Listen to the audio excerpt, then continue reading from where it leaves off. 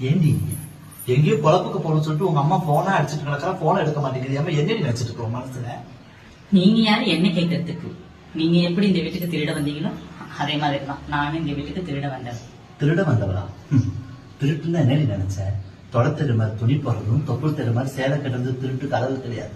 பெரிய சுடிதாரா அம்பர்லா சுடிதார் மாதிரி போட்டு போனா தான் அள்ளி எல்லாம் உள்ள வச்சுட்டு வீட்டுக்கு வர முடியும். வாத்தா அப்படித்தான் அள்ளி வச்சு எங்க மாட்டிக்கிட்டாலமா உனக்கு போன் அடிக்கலாமா? எடுத்து பேசு.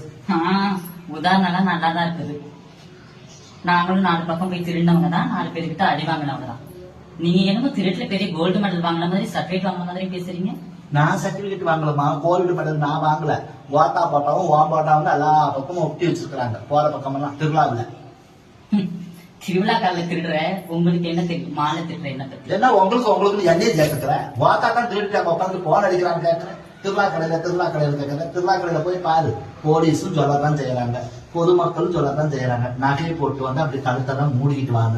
மனுஷன் அதை கேட்காம நகையை பார்க்க நகையை காமிக்கணும்னு, நகை போட்டுக்கணும்னு காமிக்கணும்னு அப்படியே காமிச்சுட்டு வரல. அப்புறம் நாட்டோட அத்துட்டு போயிடுறது. எட்டாட்டம் இல்ல, உங்களாட்டம். என்ன நீங்க தானே திருவிழா கடையில் திட்டுறீங்க. ஆறு திருவிழா கடையில நீ வந்து பார்த்த? உங்க போஸ்ட் தான் பெரிய போஸ்ட். அங்க எங்க ஓட்டி இருந்து சென்டர்ல நீ பார்த்த? பார்த்து வச்சிருந்தானே பாப்பா சொல்றது. எந்த ஊர்ல பார்த்த? இங்கதான் பக்கத்துல. எந்த ஊர்ல நீ பார்த்த?